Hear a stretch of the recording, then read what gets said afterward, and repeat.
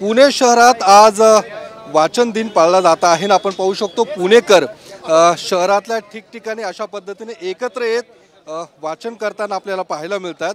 स्वतः चंद्रकांत दादा पाटील सुद्धा या मोहिमेमध्ये सहभागी होताना पाहायला मिळतात। त्यासोबतच कसब्याचे आमदार हेमंत रासने हे सुद्धा कसब्यातील तांबडी जोगेश्वरी मंदिराजवळ जी वाचन संस्कृती आहे ती अधिक सक्षम व्हावी या दृष्टिकोनातून अशा पद्धतीची ही मोहीम या ठिकाणी राबवली जात आहे। आणि स्वतः चंद्रकांत दादा पाटील या ठिकाणी आपण पाहू शकतो रघुनाथ माशेलकर यांचं पुस्तक ते वाचतायत आणि ही वाचन संस्कृती बळकट करण्यासाठी या पद्धतीची मोहीम राबवली जाते।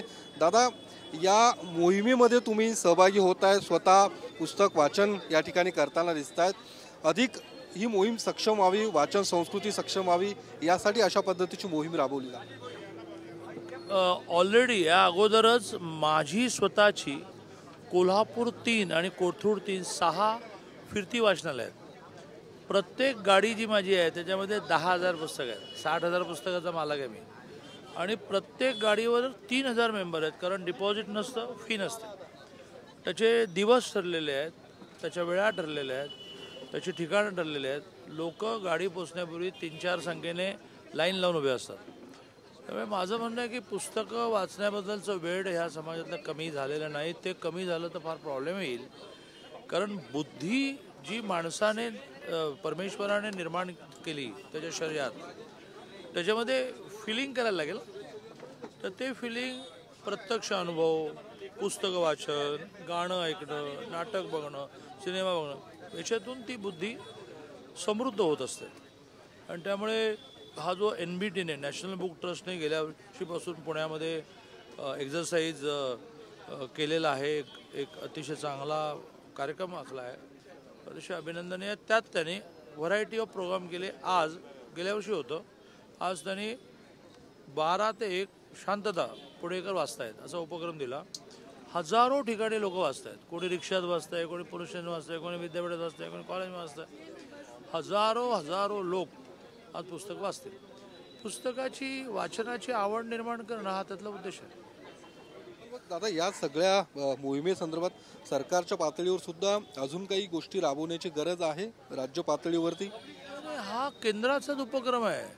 नॅशनल बुक ट्रस्ट NBT हा केंद्राचा ट्रस्ट आहे।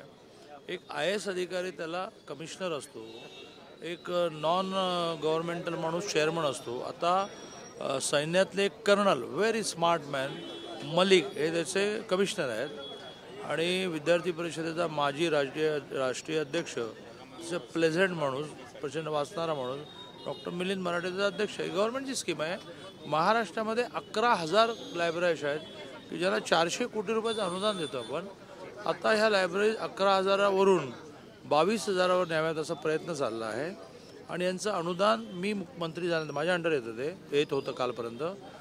माझ्या रिजिममध्ये, माझ्या कालावधीमध्ये मी 60% अनुदान वाढवलं। माझं स्वप्न असं आहे की माझ्याकडे हेच खातं आलं तर अजून 40% अनुदान मी वाढवेन, कारण छोट्या गावामध्ये ड कॅटेगरीतल्या लायब्ररीला 50,000 देतो। एक माणूस अपॉइंट केला आणि महिन्याला 4,000 देते, 48,000 जातो। पुस्तकं कधी खरेदी करणार? प्लस जिल्हा नियोजनमधून पुस्तकं त्या जिल्ह्यातल्या 400-500 लायब्ररी असतात त्यांना द्यावीत, असे काही नियम मी करणार आहे। दादा, ज्या पद्धतीने सध्याची राजकीय परिस्थिती आहे, या सगळ्या धावपळीमध्ये राजकारण्यांना, खास करून तुमच्यासारख्या नेत्यांना वाचनासाठी किती वेळ मिळतो?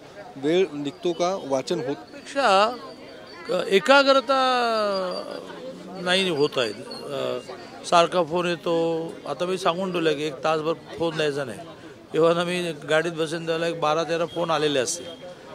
एकाग्रता हा मुद्दा आहे, वेळ हा कमी मुद्दा आहे, आवड हा मुद्दा आहे। आता ह्या सगळ्यातून सुद्धा देवेंद्रजी वाचतात, या सगळ्यातून सुद्धा राजेश टोपे वाचतात, सिद्धार्थ शिरोळे वाचतात। मंत्रिमंडळाचा विस्तार कधीपर्यंत शक्य आहे काय साधारणतः? कारण अधिवेशन 16 केवळ बुक फेस्ट, पुस्तक प्रदर्शन। चला, धन्यवाद। चंद्रकांत पाटील होते ज्यांनी या सगळ्या मोहिमेमध्ये सहभागी घेतलेला आहे आणि प्रत्येकाने वाचनासाठी वेळ काढावा असं सुद्धा आवाहन चंद्रकांत पाटील यांच्याकडून केले जाते। कॅमेरामन सुशांत राऊतसह योगेश बोरसे, TV9 मराठी, पुणे।